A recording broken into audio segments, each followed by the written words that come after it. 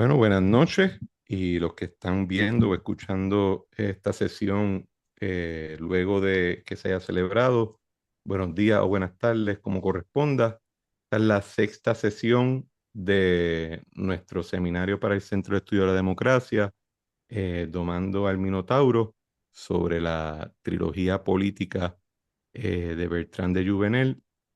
En esta sesión ya hemos terminado las primeras dos obras de la trilogía, entiéndase On Power, que se escribió alrededor del 45 al 48. Entonces tenemos Sovereignty, que se escribe en los años 50. Y hoy comenzamos con el tercer libro, el más corto, pero el más denso, que es A Pure Theory of Politics. Se publica en 1963, 8 años luego de publicarse Sovereignty y 28 años luego de publicarse On Power. Y es también el de la trilogía, es el único libro que de Jouvenel escribió en inglés. En On Power y en Sovereignty, él los escribió primero en francés, luego se traducen. Es cuando ganan popularidad es cuando se publican sus traducciones al inglés, como discutimos en la primera sesión. Y ya en Pure Theory of Politics, Bertrand pues ya tiene un lugar más fijo en términos de su ambiente académico y su ambiente intelectual, que, que era predominantemente anglosajón. Estados Unidos, Inglaterra. Así que decidió escribir Pure Theory of Politics en parte para recoger alguna de los temas que él había ya levantado en On Power y en Sovereignty, muchos de los temas que él había levantado también en los diferentes artículos o ensayos que había estado publicando durante todo ese periodo de tiempo. Y en preparación a un seminario o a unas sesiones que iba a presentar en varias universidades en Estados Unidos, especialmente en Yale. Les recomendé para esta sesión que se enfocaran en una de la lectura sugerida, que era la parte uno, la parte y la parte 2. Les pedí que se enfocaran en un capítulo que se titula el Alcibiades, o The Pseudo Alcibiades Wisdom and Activity, que está en la primera parte.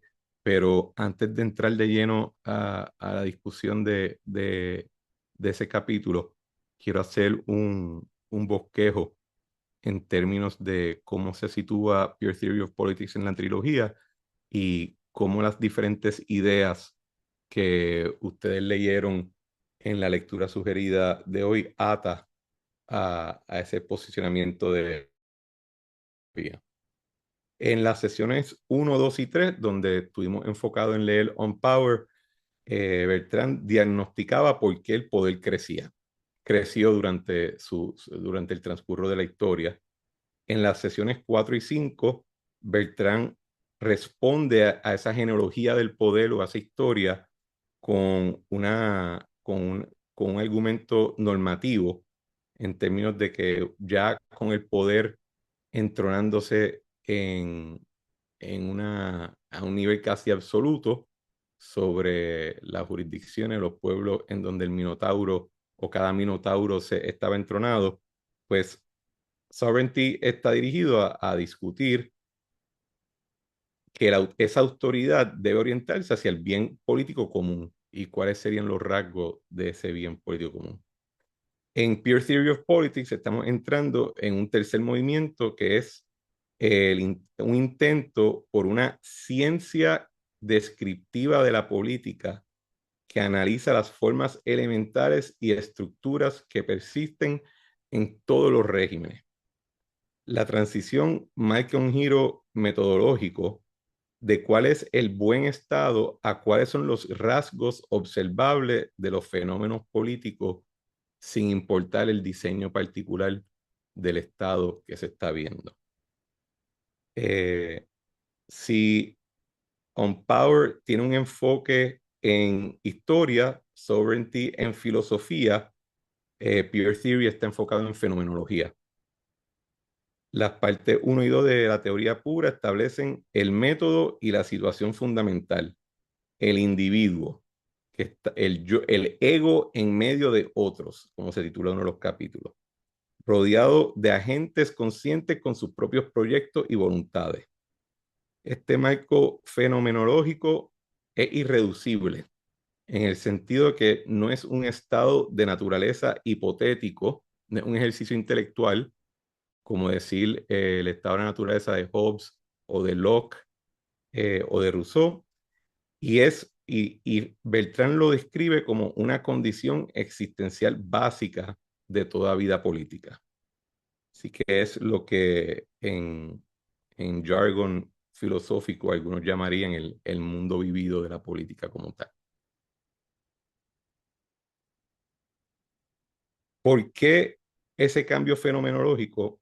Yo creo que si uno toma una perspectiva biográfica en términos de dónde está Bertrand cuando está escribiendo este libro, pues primero, Bertrand está rodeándose con muchos economistas. Segundo, eh, yo creo que en la época, en 1963, ya luego de la Segunda Guerra Mundial y varios años dentro de lo que es la Guerra Fría, también en un periodo de tiempo donde se están o están estallando o están ya formándose diferentes procesos anticoloniales en África, en Asia, tiene varios cambios de régimen o de ordenamiento en América Latina, tienen la contienda entre Estados Unidos y Rusia, pero una Unión Soviética que ya no tiene el mismo brillo que tenía el experimento comunista a principios de, de los 1920. Bertrand está observando algo que era relativamente obvio para todo el mundo, y es que tú podías denominar tu régimen estatal o nacional como te diera la gana, podías tener varios documentos constitucionales o principios organizativos, pero el desempeño de los diferentes países se veía difícil, se veía diferente, a veces países uno al lado del otro, ¿verdad?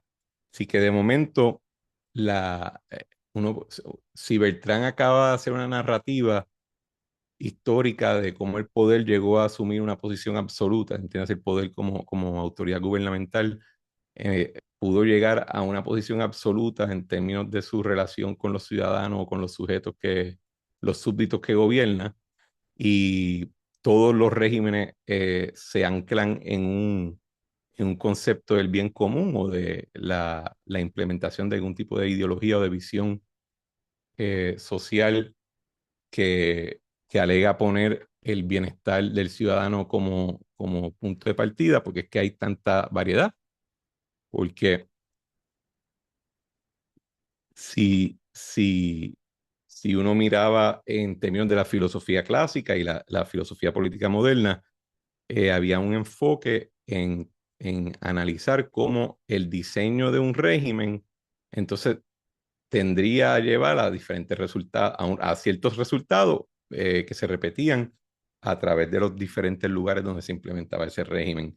Y entonces tenía la contrapropuesta de aquellos filósofos pensadores que se oponían. Pero ya en los 1960, lo que se está viendo es que aunque la política tiene ciertos comportamientos constantes, el desempeño de los diferentes regímenes siempre va a variar y su relación con el ciudadano va a variar. Así que Bertrand eh, cambia la escala de su discusión política hasta cierto punto reduciéndola, ¿verdad? Bastante en términos de lo que es la narrativa y la argumentación en Power y en Sovereignty, en Pure Theory of Politics, se habla un poquito, se siente en un aspecto cotidiano, porque el argumento principal de Bertrand en el libro es que política es esencialmente todo aquel esfuerzo donde un individuo intenta motivar a otros individuos, sean poco o mucho, a emprender con cierta voluntariedad en las metas o en las empresas del actor, del que está motivando, tratando de motivar el esfuerzo. Y eso puede ir desde montar un carrito de hot dog hasta tratar de sublevarse y derrocar un gobierno o de invadir otro país. Así que es un análisis que trata de reducir, que trata de observar el comportamiento y el fenómeno político sin importar la escala o las circunstancias particulares en las cuales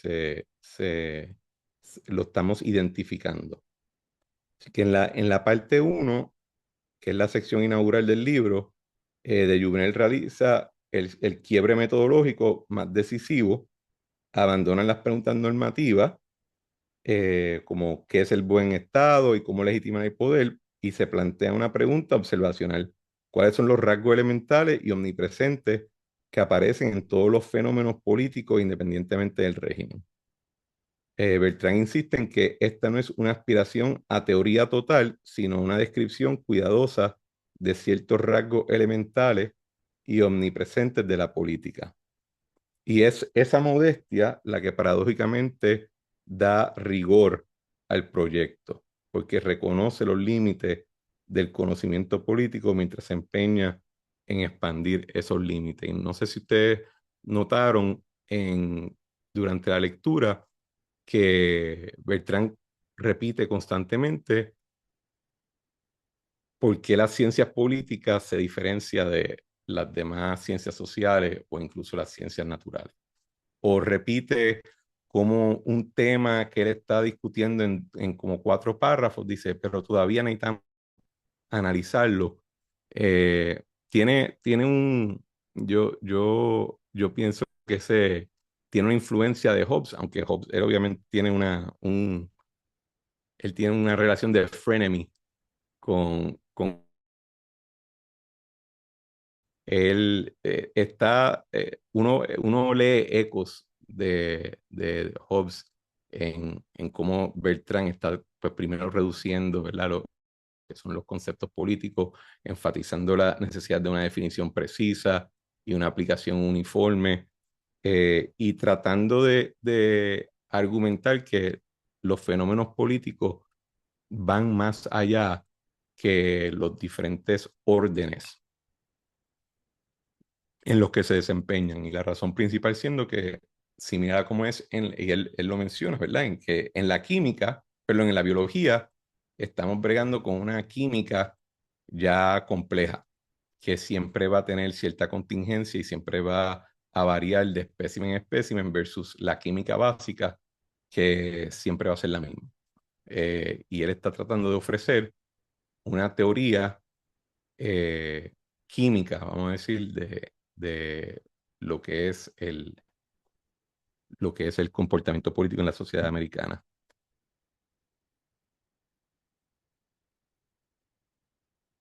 Así que el punto de partida para la teoría en Pure Theory of Politics es el comportamiento político concreto y las estructuras que lo condicionan. Rechaza el contractualismo, que imagina un hipotético estado de la naturaleza, como el esencialismo, que pretende hallar la verdadera naturaleza de la política. En lugar de ello, se pregunta qué patrones reconocemos en la actividad política aquí y ahora, en este pueblo y en aquel otro, en esta época y en aquella anterior. La parte 1 reexamina la autoridad desde un ángulo descriptivo. Si en Sorti Jovenel argumentaba por qué la autoridad debe orientarse al bien común, aquí pregunta cómo funciona realmente la autoridad en situaciones políticas observables. ¿Ok? ¿Qué hace que los ciudadanos obedezcan? ¿Qué distingue la autoridad genuina de la mera coacción? Bertrand observa que la autoridad genuina requiere un reconocimiento. El gobernado debe en algún sentido aceptar la legitimidad de quien manda. Pero esa aceptación no es meramente racional, implica hábitos, expectativas, imaginación colectiva. En la parte 2 establece la situación fundamental que estructura todo el análisis posterior. Cuando él habla de ego in otherdom, no es un título pues, que sonaba sexy, ¿verdad? Hablar del ego, etcétera. Es la definición de una condición existencial de la política. Toda persona se encuentra siempre rodeada de otros agentes, cada uno con sus propios proyectos. Así que el ser humano no vive en soledad, ni tampoco vive fusionado a una existencia colectiva, sea de clase, nacionalismo, etcétera. El ser humano vive en una pluralidad consciente. Juvenal señala que esta es la verdad fundamental. No, ya hablé del contrato social hipotético. También él rechaza el posicionamiento original imaginario. Rawls no había escrito, no había publicado todavía su, su obra hablando de la posición original cuando se está diseñando un régimen y cómo entonces la justicia se implementa mediante un tipo de ejercicio de probabilidad. Juvenal está enfocado en la realidad vivida. Yo soy yo y hay otros.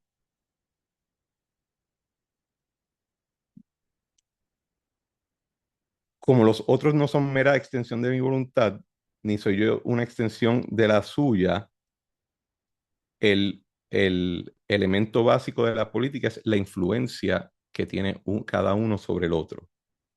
Pero al cada uno retener autonomía, surge lo que conocemos como política, que es el reconocimiento de esa autonomía. Y Bertrand es un excelente ejemplo que dice, si esa autonomía no existiera, los regímenes totalitarios no tendrían la necesidad de amenazar a nadie, ni de espiar. Y también da el otro ejemplo de que uno de los problemas con la teoría legal, y esto lo comparto el 100%, es que cuando los académicos de jurisprudencia o de leyes hablamos del derecho, hablamos como si fuera un muro de contención que no puede ser sobrepasado. Le eliminamos texto del comportamiento de individuos autónomos en términos de cómo se relacionan con esa institución que es la ley. Y por eso es que da el ejemplo de que en la antigüedad la ley no simplemente era una receta de cómo se debe hacer algo, sino era un intento de tomar una verdad y hacerla más verdad aún. Se obedece esta ley porque esta ley establece cómo gente como nosotros buena hacen las cosas. Y el que no la haga de esa manera, pues ya no es bueno. O sea que parte de un reconocimiento de que así es que deben ser las cosas, pero ese reconocimiento no es ideal, es basado en una observación previa.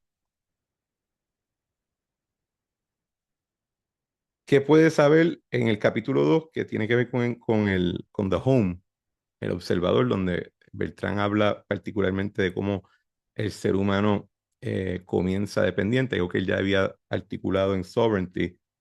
¿Qué se puede saber realmente como un científico político? ¿Cuáles son los límites del conocimiento político? De Juvenal se demuestra nuevamente escéptico de las pretensiones cientificistas. Podemos observar conductas, patrones de autoridad, estructuras institucionales, pero no podemos penetrar completamente en la mente ajena, en las motivaciones, en los cálculos. Hay un límite epistémico inherente a la ciencia política, que siempre hay una opacidad en el otro. Y esa subjetividad limita la, la ambición a la cual la ciencia política puede propiamente aspirar. En el tercer capítulo, que habla del otherdom, que es la discusión sobre la escuela y cómo la relación del niño con sus padres o con sus maestros causa que cree una expectativa rara en términos de su relación con el gobierno. Los eventos políticos se despliegan como cadenas de acción y reacción. Cuando A actúa sobre B, B responde de manera que afecta a C, y así sucesivamente.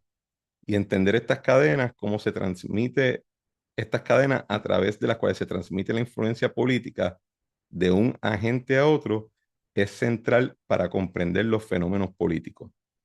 Pero estas cadenas nunca son totalmente predecibles porque cada agente retiene la autonomía que se había discutido en los capítulos anteriores para sorprender, para resistir o actuar de una manera inesperada. Y podemos ver en las últimas 2 semanas de noticia geopolítica internacional cómo aparentemente un país está totalmente decepcionando las expectativas de otro primer ejecutivo de índole global, ¿verdad? No obedece a un cálculo frío en términos de game theory solamente. Ok. Hasta ahora, ¿alguna pregunta, algún comentario? ¿Todo bien? Ok. De hecho, Juan, releyendo esto para prepararme para hoy, pensé muchas veces en ti y en la conversación que tuvimos en el podcast de cómo tú pensabas que era originalmente la política y después lo que descubriste trabajando en nuestra rama legislativa, ¿verdad? Porque ahorita eh, acabo de dar un bosquejo de la discusión de esos capítulos en términos de la política, de la acción política, ¿verdad? De esa acción de influenciar de parte del motivador a otras personas a emprender en su propuesta y asumir esa posición común. Pero un tema, es una descripción muy genérica. eh, y Beltrán en estos primeros capítulos también se está enfrentando a una nueva figura que él no lo dice de esta manera, pero lo sugiere de una forma bastante contundente para pensar que lo estaba identificando como tal. Y la nueva figura es el político, entre comillas. En, en Power y en Sovereignty, la discusión y los argumentos de ese libro se enfocan en figuras históricas, pero similar, ¿verdad? Lo que a veces leemos en diferentes libros de historia, al tener al hacer una visión retrospectiva, no se ven estas figuras como con mucha contingencia. No se ven como figuras que están sujetas a una conversación con sus ciudadanos y con sus súbditos, donde tienen la necesidad de motivar y en caso de un régimen liberal, de conseguir los votos de, de esos ciudadanos. El, y la realidad es que no es hasta finales del siglo XIX y siglo XX que propiamente aparece el político, la figura del político como la conocemos hoy en día todos nosotros que estamos tomando este seminario. Y el político tiene una responsabilidad que es igual de grave que la de los monarcas y los nobles y los diferentes regentes en el pasado, pero Beltrán está también reconociendo unos riesgos que son diferentes, incluso hasta los riesgos que enfrentaban los demagogos en, en épocas más clásicas de la democracia ateniense y toda esta cuestión. Le voy a leer 3 secciones, perdón, dos exceptos que yo creo que recogen esa figura del político antes de entrar al pseudo-Alcibiades. En el capítulo 1 de la parte 1, en Configuration Dynamics, Bertrand cita que era un noble aristócrata inglés, pero ya del siglo XIX, siglo XVIII, donde describe la motivación particular a la cual está sujeto el político, que no es lo mismo que decir la vanagloria de Hobbes o incluso la conquista de la necesidad y la fortuna de el príncipe en Maquiavelo. Y les cito.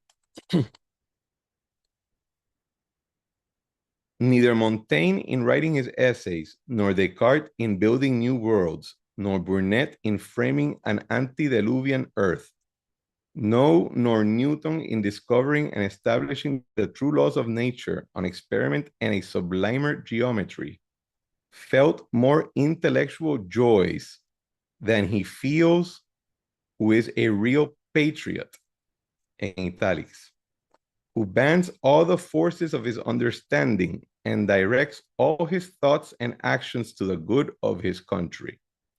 When such a man forms a political scheme and adjusts various and seemingly independent parts into a great and good design, he is transported by imagination or absorbed in meditation as much as agreeably as they. And the satisfaction that arises from different importance of these objects in every step of the work is vastly in his favor. It is here that the speculative philosopher's labor and pleasure end. But he who speculates in order to act goes on and carries his scheme into execution. His labor continues, it varies, it increases, but so does his pleasure too. The execution, indeed, is often crossed by unforeseen and untoward circumstances, by the perverseness or treachery of friends, and by the power or malice of enemies. But the first and the last of these animate, and the docility and fidelity of some men make amends for the perverseness and treachery of others. While a great event is in suspense, the action warms, and the very suspense, made up of hope and fear, maintains no unpleasing agitation in the mind. If the event is decided successfully, such a man enjoys pleasure, proportionable to the good he has done. A pleasure like that to that which is attributed to the Supreme Being on a survey of his works.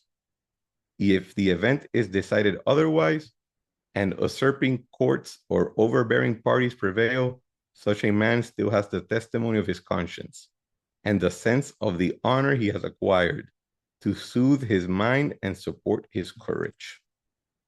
Bolingbroke está ahí describiendo al patriota, entre comillas, pero esa descripción contrasta radicalmente del patriota republicano abnegado, sacrificado de la filosofía romántica hasta de la filosofía clásica, ¿verdad? Bertrand en la página después comentando en esa descripción dice, the worthiest and wisest men engaging in politics are least apt to experience the sporting enjoyment described by Bolingbroke. The wielding of power or influence must, in a truly good man, be attended by a constant fear of its misuse, by doubts regarding the goal to be sought and scruples concerning the means to be used. O sea que en la política el problema en términos de la sabiduría y la prudencia es que el que no goza de esa prudencia y esa sabiduría, pero goza de la capacidad de motivar e influenciar a otros ciudadanos, a otros súbditos, la pasa mucho mejor y se divierte más.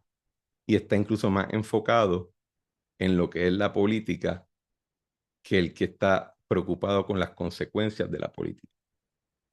Entonces, la segunda lectura que les quería hacer es ya entonces la, de la sección que se llama Approach Politics as History, que también en la parte uno, donde él habla de el rol que jugaban los obispos y los cleros cristianos durante la invasión bárbara a Europa luego de la caída del Imperio Romano, donde dice, y le abro la cita, esperen un momentito. The barbarians are coming, big men with a cruel laughter, who use the conquered as playthings, dishonored and tossed about. Our knees shake at the very thought of them. Our bishop, however, goes out in state, and bearing the cross, he stands in the path of the fierce captain.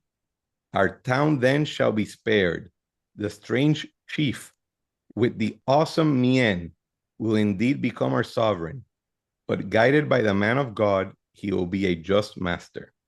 And his son will, at an early age, learn from the bishop the finest examples of wise kingship. The bishop in my apologue is political philosophy. Its function is to civilize power, to impress the brute, improve its manners, and harness it to salutary tasks. In dealing with our wild chieftain, the bishop will often say bluntly, "You cannot do this." That is not a factual statement. The very motive for the utterance is that the power bearer can in fact do this thing. What lies in the bishop's mind behind the simple statement is far more complex. He wants to do this and has the means, therefore. I cannot convince him, nor am I certain that from this bad action, some harm will come to him that he can recognize as a harm. He must be prevented from doing this. The moral prohibition, therefore, has to be made in his imagination, a hard, concrete obstacle. Hence, you cannot. This manner of speech is required for perceptive efficiency.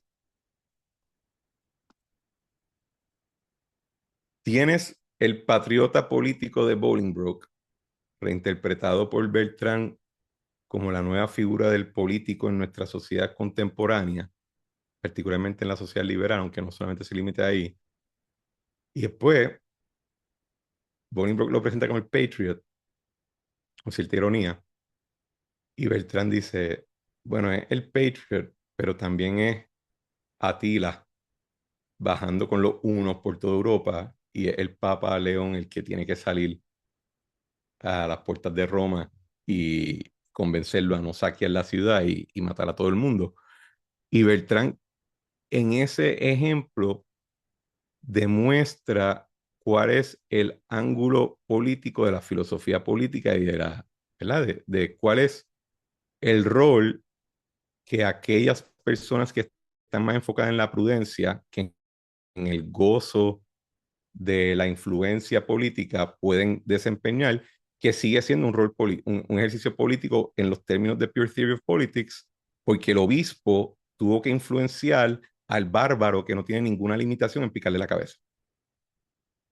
Así que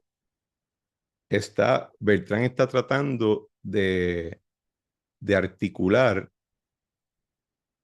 cómo podemos crear una teoría donde sin ningún tipo de contenido normativo podemos observar y delinear lo que son las conductas políticas en la sociedad, a la misma vez que trata de salvar un rol normativo de su filosofía, especialmente la que discutió en Sovereignty sobre el bien común, y eso se va a ir desarrollando en este libro, perdón, en Pure Theory of Politics, más tarde cuando él habla de los manners of politics, the myth of the solution, y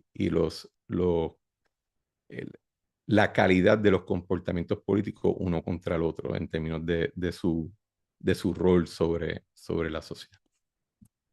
Antes de continuar, ¿alguna pregunta? ¿Comentario? Continuamos. Entonces, por qué es necesario, por qué es necesario porque es necesario que la filosofía política que observa, que es, como dicen al final de Sovereignty, una filosofía moral, porque tiene que ver con el comportamiento de agentes morales, de personas, de seres morales que somos los seres humanos, porque eso tiene que ser rescatado cuando estás tratando de moverte a una pura fenomenología que no es normativa de la política, porque el riesgo de que se descarte por completo ese rol normativo y moral de la política es lo que se narra en el pseudo Alquibiades. En Pure Theory of Politics, Bertrand va a hacer referencia constante a dos trabajos. La Guerra del Peloponeso, por la cual había ya publicado su introducción a la traducción de Hobbes, que leímos al principio del seminario, y va a también citar continuamente de las obras de Shakespeare, especialmente las obras que tienen que ver con las tragedias de los reyes ingleses. En el pseudo Alquibiades, déjame llegar allí un momentito.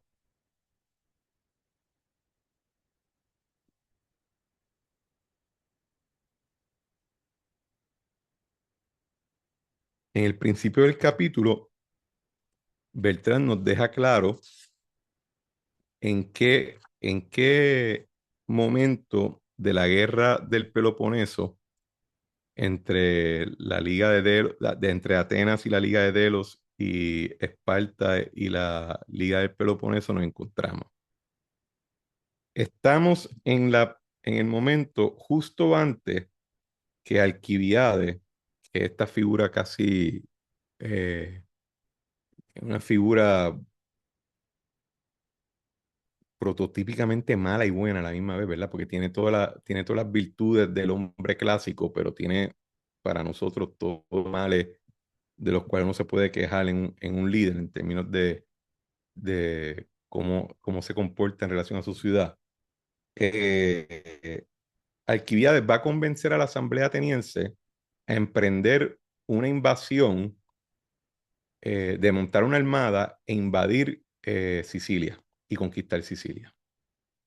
Y esa invasión a Sicilia y su fracaso total es el momento cumbre donde, donde Esparta asume entonces toda la posibilidad de vencer a Atenas, porque los atenienses, en lugar de enfocarse en ganar en su casa, eh, pierden recursos, soldados, ciudadanos, botes, su armada entera la pierden en ese fracaso en Sicilia, y Esparta no tuvo que no tuvo que invertir casi nada, excepto una pequeña fuerza de expedición.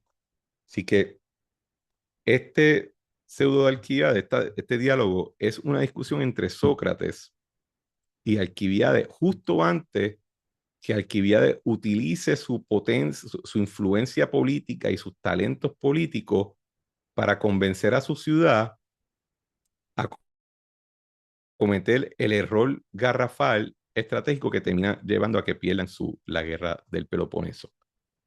Pero también está haciendo referencia, que Beltrán lo dice en el mismo capítulo, a uno de los diálogos de Platón que se titula el Alcibiades, que es el escenario es: Alcibiades acaba de llegar a la edad donde ahora es elegible para ir a la asamblea y discutir los asuntos de política.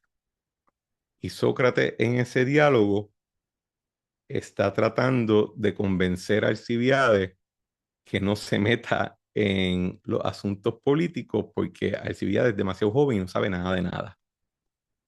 Y el diálogo entero es Sócrates cogiendo a este principito arrogante, carismático, inteligente, guapo, que todo el mundo se enamora de él, macho y hembra, y lo está tratando de reducir, ¿verdad? De decir, bájale dos, porque tú no tienes los dotes que te ofrece la sabiduría, y entonces no, no eres capaz de dar buen consejo en la asamblea y generalizando o resumiendo dramáticamente, Alcibiades termina entregándose a la sabiduría, entre comillas, de Sócrates. Hay un segundo diálogo de Alcibiades que no hay mucho debate de si en efecto era de Platón o no, si es apócrifo, pero sigue una línea similar donde es Sócrates enfrentándose a esta figura, que es la más hermosa, que es la figura más carismática, más talentosa, más inteligente, pero que está empeñada a aplicar todos esos talentos y todas esas cualidades sin haber adquirido previamente la sabiduría necesaria. En el segundo Alcibiades, Sócrates está tratando de convencerlo de que no debe pedirle nada a los dioses porque no sabe si lo que está pidiendo a los dioses es bueno o malo. Así que se debe quedar quieto. Y en esta tercera, ¿verdad? Pseudo Alcibiades que escribió Bertrand,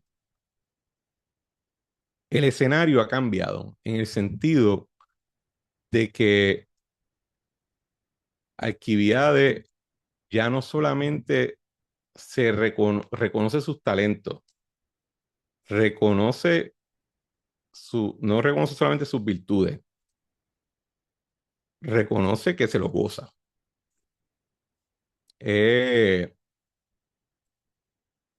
Tiene un carácter mucho más luciferino, en el sentido de que está en una posición donde no solamente argumenta hacia atrás, argumenta contra Sócrates, sino se mofa de los límites de los límites de la sabiduría a la cual Sócrates mismo puede llegar. Así que tenemos en mente que estamos hablando de que Alcibiades va a convencer a los atenienses a cometer un error garrafal. Sócrates claramente lo reconoce ese riesgo y en un momento Alcibiades, déjame buscar aquí la sección que él dice, eh, porque es la mejor representación de lo que les digo de que se está mofando de él. Eh, Alcibiades le dice a Sócrates, you are free, Socrates, to spurn the art of handling and moving people, and the understanding and knowledge required for that end.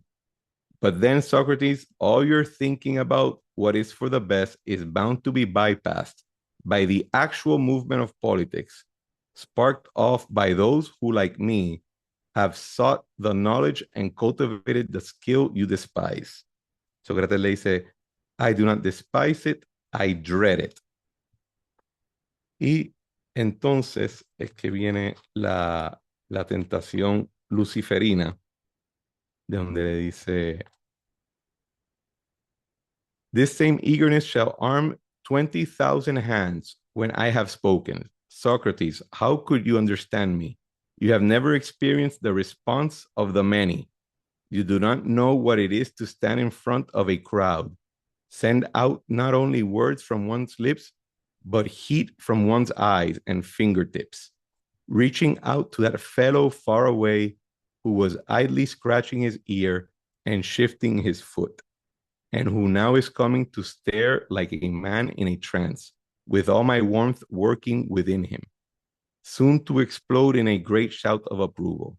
This is the happiness of the politician, that the feelings he expresses become those of these many others out there, come back to him multiplied thousands of times by the great living echo which thus reinforces them in himself, brave echo which not only returns my words, but turns them into deeds. Y Sócrates le responde, in all you say, I see no knowledge of the good to be sought, nor any effort to extend such knowledge to others. Y Alcibiades le contesta, knowing and getting others to know is your pursuit, Socrates. Doing and getting others to do is mine. ¿Ves, Juan? Esa es la parte donde yo pensé en ti.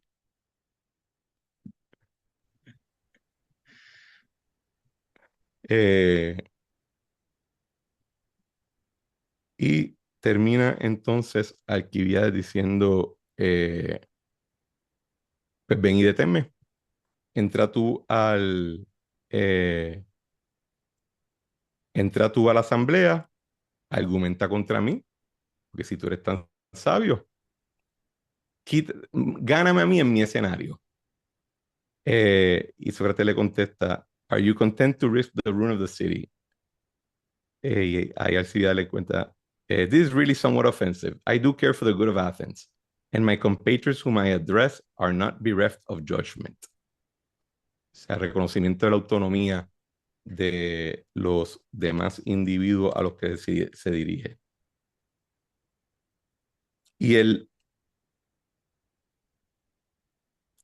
la conclusión del, de ese diálogo es el problema al cual, el cual Bertrand quiere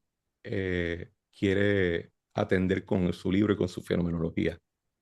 Y la razón que decide utilizar la fenomenología versus otro mecanismo de argumentación es para, para procurar instrumentos nuevos donde el científico político, el filósofo político, puede correctamente actuar como el obispo con con el rey bárbaro y con su brutalidad, porque en efecto creo que Beltrán está articulando la preocupación que todos nosotros hoy en día de vez en cuando se nos sale cuando estamos viendo la discusión política y la discusión noticiosa en Puerto Rico y fuera, de que cada vez más el político se está convirtiendo en un tipo de tártaro al cual la gente le tiene mitad miedo, sino admiración por el poder.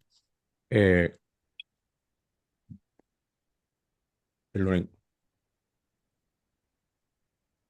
me iba a ahogar. Eh, el, el, Esa es la razón y ese es el argumento principal y la misión del libro, es darnos las capacidades, nuevas capacidades o identificar nuevas capacidades para servir o de actuar políticamente, o sea, actor político. Yo les tengo que decir que yo que gano una buena y sustancial parte de mi ingreso siendo consultor político, On Power y Sovereignty son los dos libros de la trilogía que más me interesa. Pure Theory es el más útil en términos de mi carrera, en términos de lo que yo veo todos los días, ¿verdad? Bregando ya con políticos en carne y hueso, y políticos electos, campaña, etcétera. O sea, lo que él articula en el libro, y especialmente en estas primeras dos partes del libro, no, no está lejos de mucho las dinámicas que uno identifica en esta profesión. Y sin hablar de ya del mundo comercial, ¿verdad? Eh, De hecho, Cristian, ahí, este, un poco más, ¿verdad? No, no es tan profundo, pero me recordaba, leyéndolo, me recordaba todas estas discusiones que tenemos en las campañas políticas con todo esto de el desarrollo de las ideas y de las propuestas gubernamentales y cómo una campaña política, pues, de alguna manera se le pone énfasis a eso y los candidatos van de foro a foro explicando cuáles son sus propuestas y toda su sabiduría, ¿verdad? Y más aquí en Puerto Rico que le exigimos a los candidatos a la gobernación que sean expertos en todo y no saben de nada, ¿verdad? Pero son expertos en todo, desde el cangrejo azul que se está extinguiendo hasta, tú sabes, y te tienen que dar la contestación específica frente a los especialistas que saben de eso más que todo el mundo hacen los foros para que vayan los candidatos a expresar su gran sabiduría. Pero todos sabemos que en cierto sentido eso es un poco preformativo, que verdaderamente lo que mueve la campaña son las emociones y es el asunto de poder mover la gente.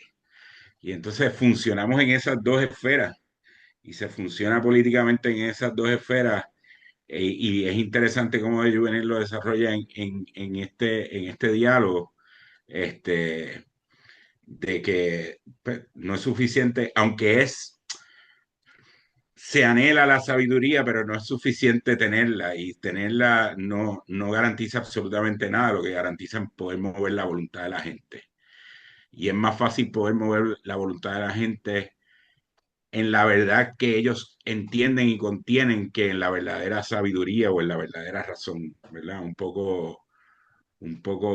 Ser utilitarista, o un poco caer en este issue de que llamamos ahora populismo, ¿no? Pero, pero La me parte recuerdo. ahí, sí, no, la parte ahí clave que quería ponerle una nota de cabeza es que a diferencia, ¿verdad? A diferencia de otros trabajos que hablan de temas similares, es que Bertrand le pone un énfasis particular, primero, a la diversidad que existe dentro de una población y la necesidad que tú puedas entonces influenciar grupos heterogéneos, ¿verdad? Ujú, Que no se reduzca todo a un mero asunto de clase y sus intereses egoístas, ¿verdad? No, no, hay variedad y hay autonomía.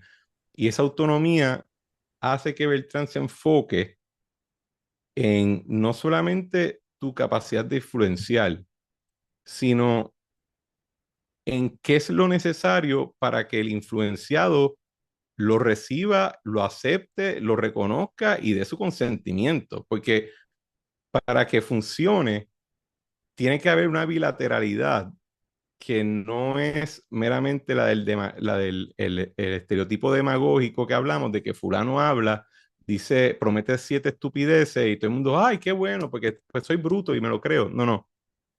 Hay una necesidad de hacerlo de tal manera que el receptor del mensaje se sienta motivado, no meramente amenazado o sobornado, ¿verdad? Siempre hay interés, eso él no lo niega, pero él dice, el arte del político es conseguir que se internalice su proyecto y que se convierta en un proyecto común, que entonces en Sovereignty, en el libro, y en este libro particular, pues después vamos a seguir leyendo de cómo eso se institucionaliza. Y también, ¿verdad? Ese tema que tú hablas de las campañas, por ejemplo, primero, muchas veces se habla de las propuestas, ¿verdad? Las propuestas son, yo entré a la política mediante el mundo de las plataformas y las propuestas y todavía lo sigo enfatizando porque, pues, hay gente que tú estás tratando de influenciarlos para que voten por ti. Hay otros que tú quieres que trabajen para ti.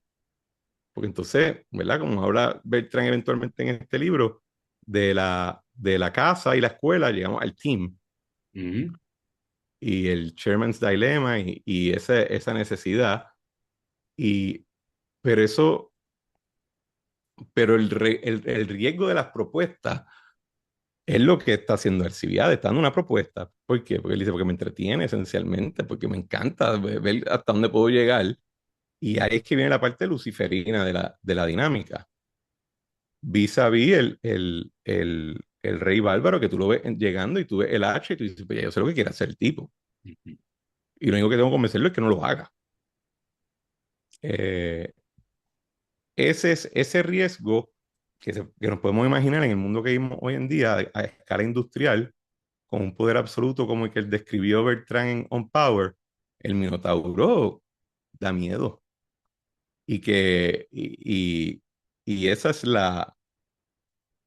yo creo que ese, el mensaje final que vamos a ir desarrollando en el libro es que hay que conocer los elementos básicos de la política,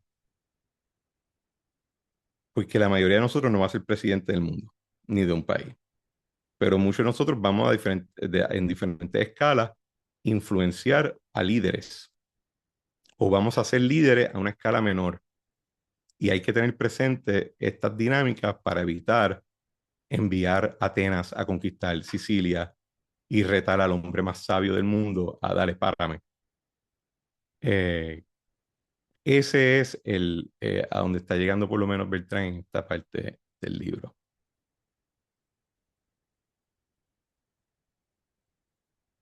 ¿Hay una pregunta adicional?